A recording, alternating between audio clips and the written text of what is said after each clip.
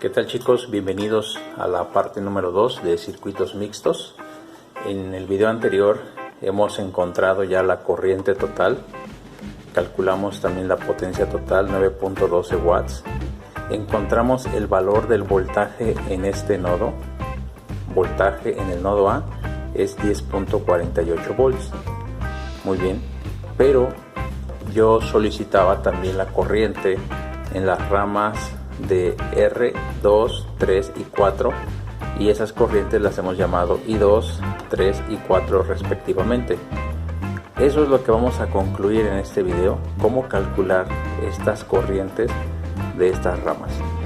Si nosotros volvemos nuevamente a la información que ya tenemos que la corriente que fluye por toda la malla del circuito o por toda la red del circuito, bueno, vamos a mirar estas resistencias en paralelo ya reducidas, simplificadas como una sola resistencia.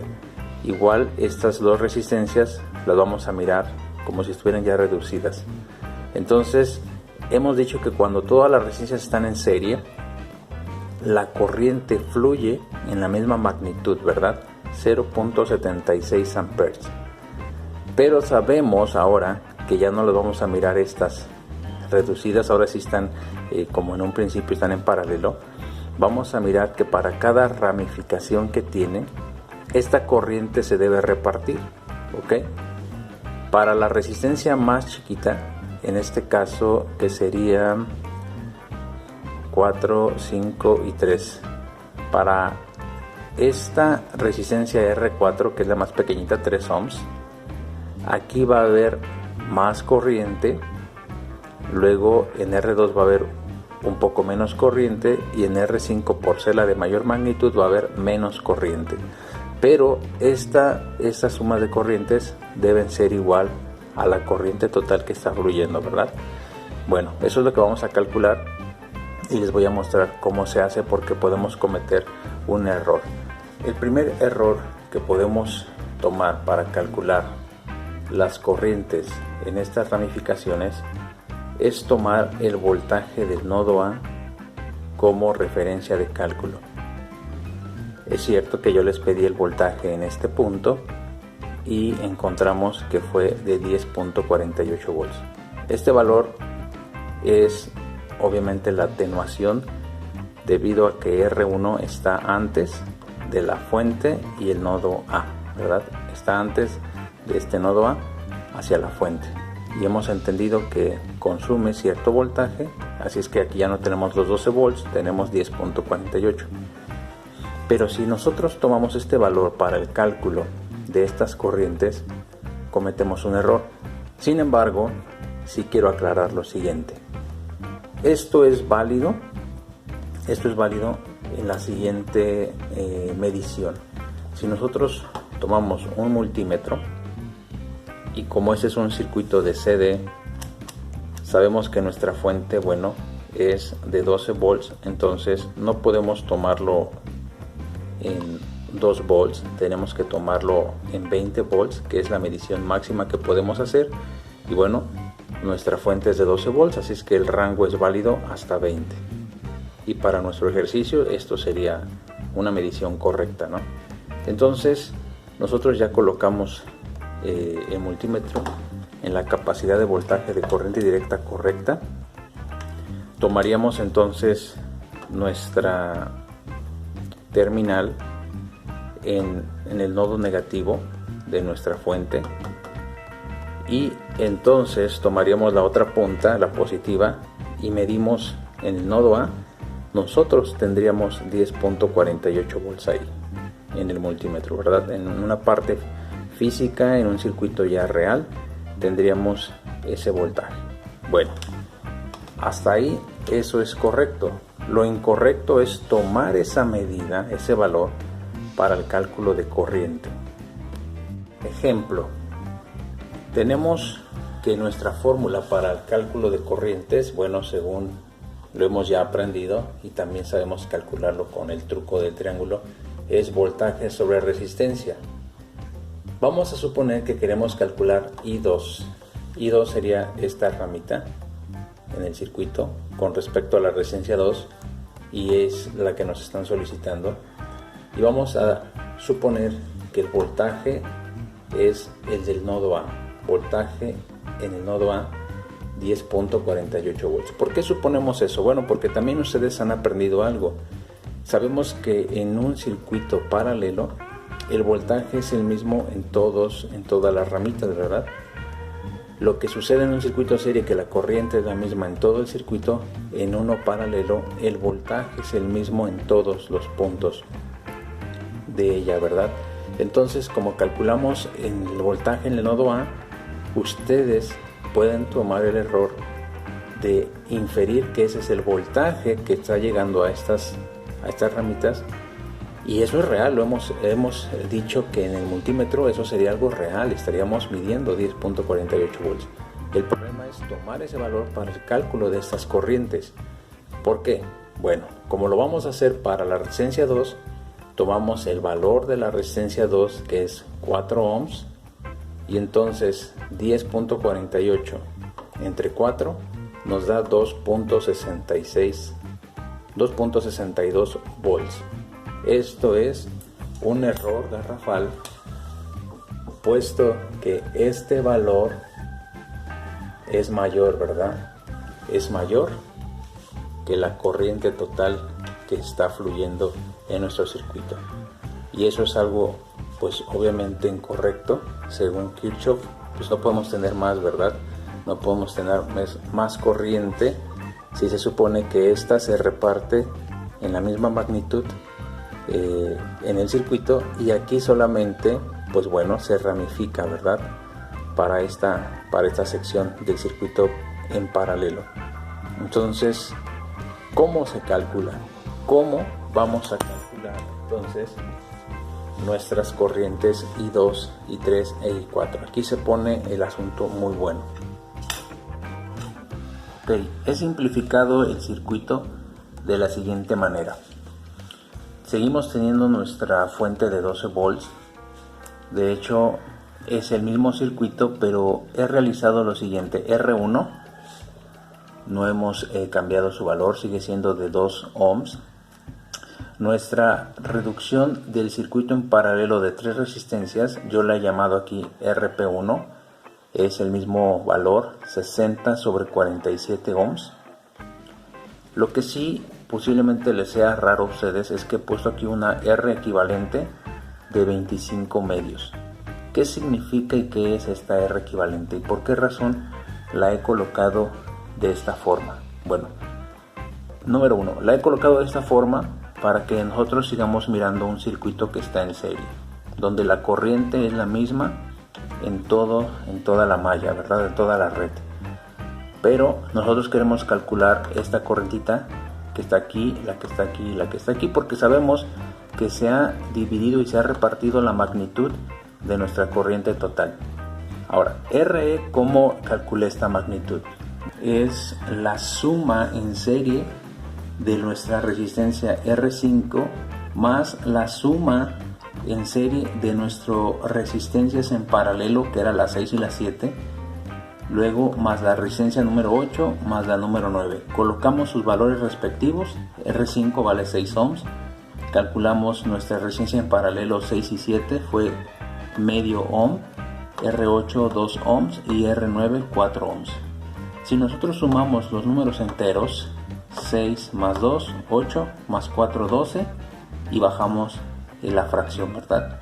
Ahora, este 12, para poderlo sumar con esta fracción, lo convertimos a medios.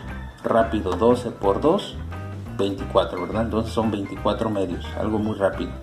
24 más 1 nos da 25 medios. Eso es lo que nosotros hemos puesto como nuestra resistencia equivalente. Hemos reducido solamente estas resistencias y las hemos llamado RE, ¿verdad?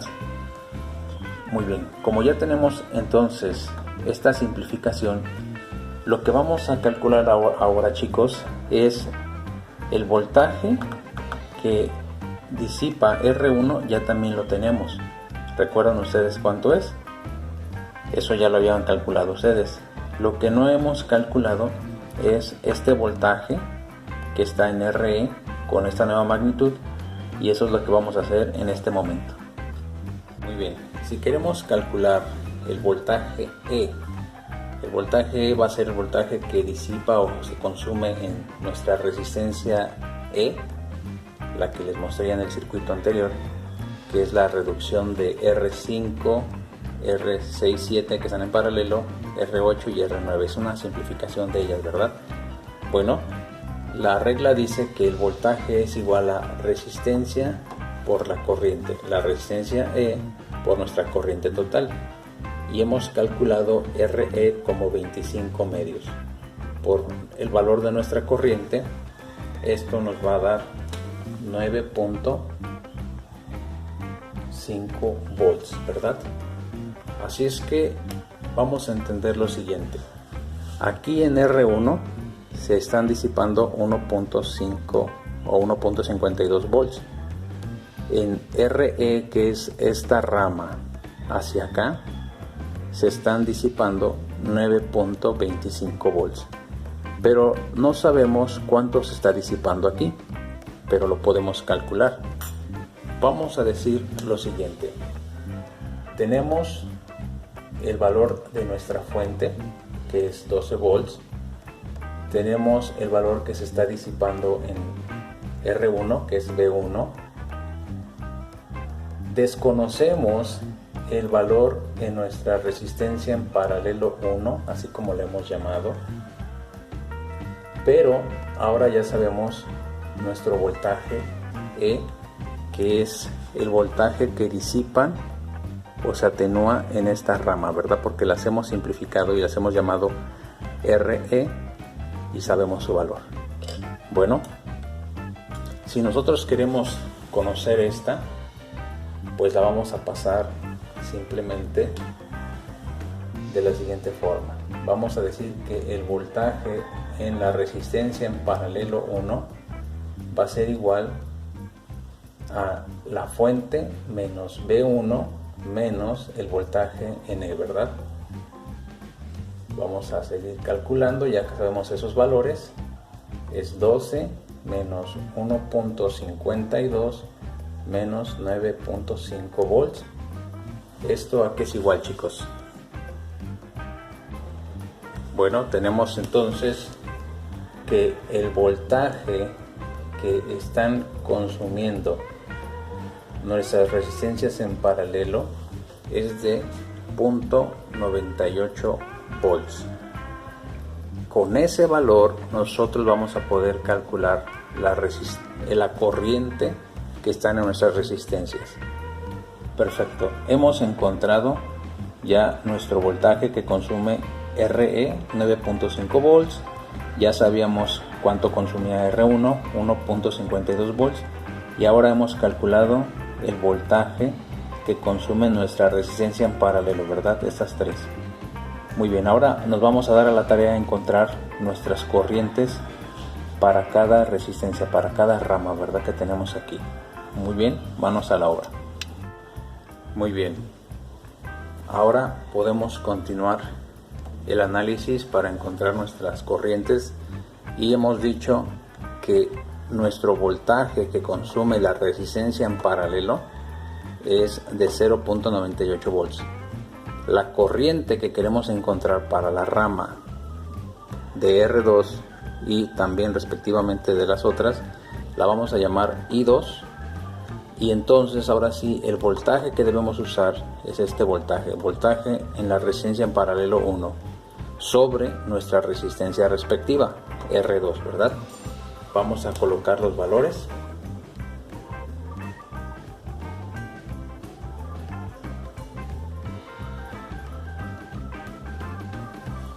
Tenemos el voltaje sobre 4 ohms, que es lo que vale R2. Eso entonces, ¿a qué es igual, chicos? Exacto, 0.245 amperes. Esta magnitud ahora es inferior a la corriente total. En el caso que comenzamos a analizar al principio de este video, nos dimos cuenta que la magnitud superaba a la corriente total. esta corriente es válida y ahora sabemos que R2, la corriente que fluye por la resistencia 2, es de esta magnitud. Vamos a calcular las corrientes faltantes para que veamos si cumplen la ley de Kirchhoff. Muy bien, ya tenemos los valores respectivos. Para la corriente 3 es de 0.196, para la corriente 4 0.326. Vamos a pensar lo siguiente: ¿se dan cuenta que la corriente mayor está sobre R4? ¿Por qué? Porque es la resistencia más pequeña, y la corriente más pequeña está en R3 porque es la resistencia más grande. Entonces, a mayor resistencia, menor corriente; a menor resistencia, mayor corriente. Y si ustedes suman estas tres, ahora sí cumple lo que Kirchhoff nos dice, que no van a superar obviamente la corriente total, ¿verdad? Sino que se están repartiendo entre ellas. Perfecto, hemos concluido entonces las últimas incógnitas que nos pedían, y de tarea vamos a dejar entonces que ustedes me digan qué corriente hay en R6 y en R7 respectivamente. Ya saben ustedes cómo hacerlo, así es que bueno, manos a la obra, les deseo mucho éxito.